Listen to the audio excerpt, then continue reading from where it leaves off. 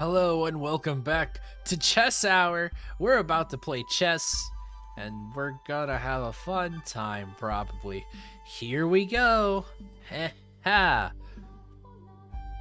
Cut to the next scene where Gazelle has probably lost. Oh, yep, here we go. So, who was I supposed to prepare to meet again? Arr. Come on, have a little mercy. You trounced me. One more time. I just wasn't at the top of my game. Erg. When am I going to meet this maker? What? How? When did you put me in checkmate? One more. Hold on, that's not fair. Take it back. Ah, my king. Please stop. Amateur. Dang, we got the trash talk. We got the medieval trash talk. 10.99 trash talk right here. Can't you just go a little bit easy?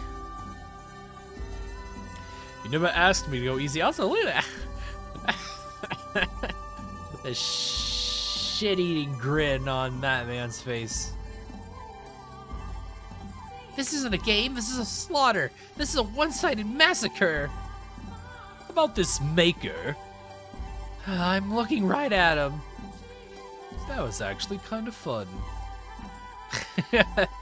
It's fun stomping noobs. No, it wasn't. It was miserable. Next time we're playing something fair like Mario Kart. Such as... let's see. Oh, I know. Arm wrestling. Arm wrestling?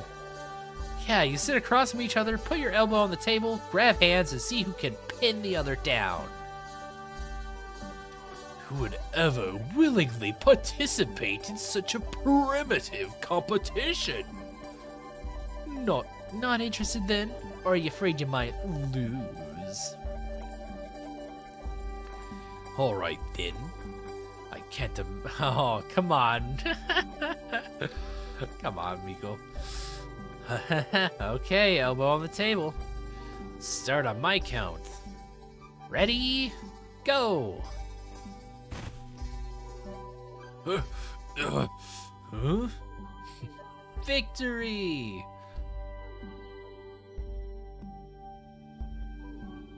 Okay, interesting fade to black.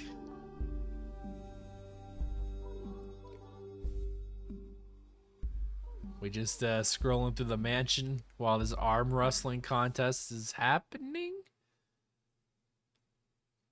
Like, what's going on here? Where are we going? I guess maybe they're just like, maybe it's supposed to be like a montage of all the fun things they're doing while living at this house. Finally get to the montage part. Mikhail's pretty happy by the fireplace. Gazelle happy by the bed. That's great.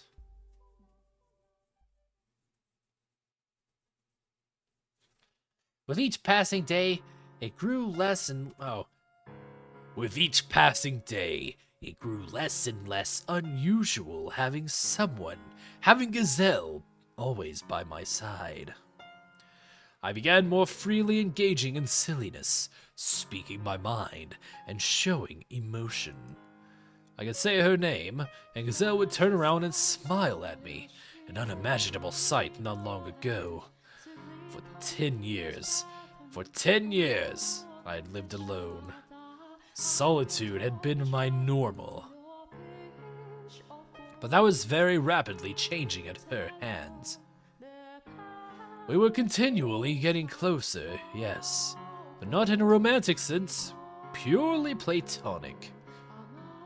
If I had to describe it, I would say good friends is probably the most apt. Time continued to pass on, our relationship remaining relatively stable. Eventually, summer came, bringing with it the longest periods of sunlight I had experienced in many years. Then the leaves began falling from the trees, and before long, the world grew cold and dreary. That winter, the fireplace was never without a crackling blaze in its belly. The boiled wine we drank was undoubtedly middling and cheap. But she said with a smile, "I've never had wine this good before." And though I didn't say anything, I felt the same way. The sun set much earlier, and having stopped using candles, we found ourselves habitually gathering around the fireplace when it grew dark. That's nice. Oh, wow, look at these two. Look at these two besties. Reading a story by the fireplace like this almost makes it feel like we're in another world, doesn't it, Master? I bet that's why troubadours perform at pubs, so they can be near the fire. Or because there's ale. Drunkenness makes even bad singing and storytelling pleasant to the ears. Oh, you're such a cynic. But that's okay, Say. Yes? Do you remember when I first arrived here? When I was cleaning the library? Please don't tell me you're bringing the obese rat incident back up.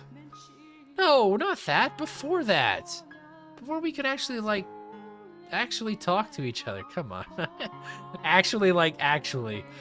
I'm sure this is exactly the type of dialogue that was used in 1099. I believe I suggested we read something together if you ever felt the inclination. You might have. I can't say I remember. Are you sure about that?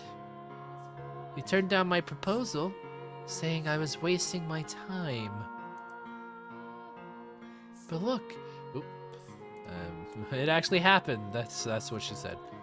Even if you don't remember, I'm sure you never thought this moment would come.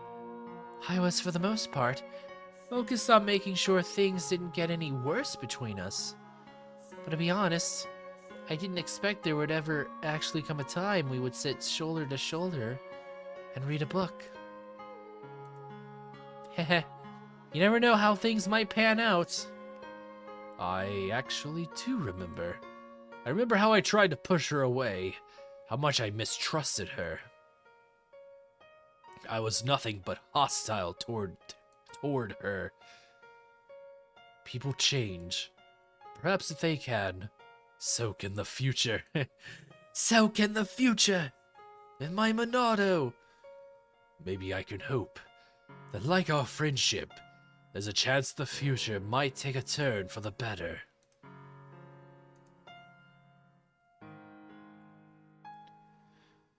Is something the matter? I don't much care for hypotheticals. I don't know, I'm sorry. I just started thinking, like, what if...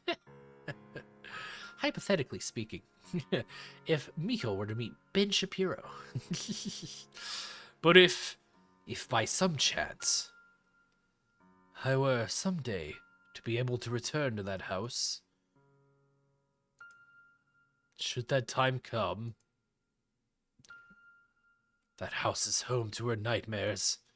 Even if it didn't happen until after my father was gone, it wouldn't erase what he had done to her there. She acts like nothing's wrong, though. I don't know. Have her wounds healed, or do they still remain? Should that time come? Should that time come? If that day comes, if that moment comes, if that minute comes, if that hour comes, I will do what I can to ensure you have a comfortable life in the city. Though I will not be able to inherit the estate, I can work something out. I see. Thank you very much. But if you would be comfortable doing so, I would be pleased if you were to join me. I mean, as a servant.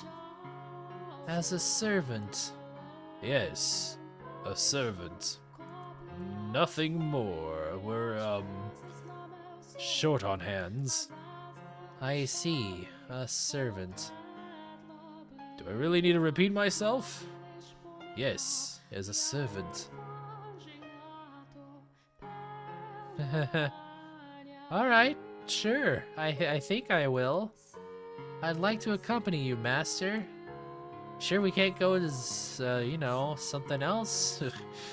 How exciting! I'm sure a wonderful future awaits us.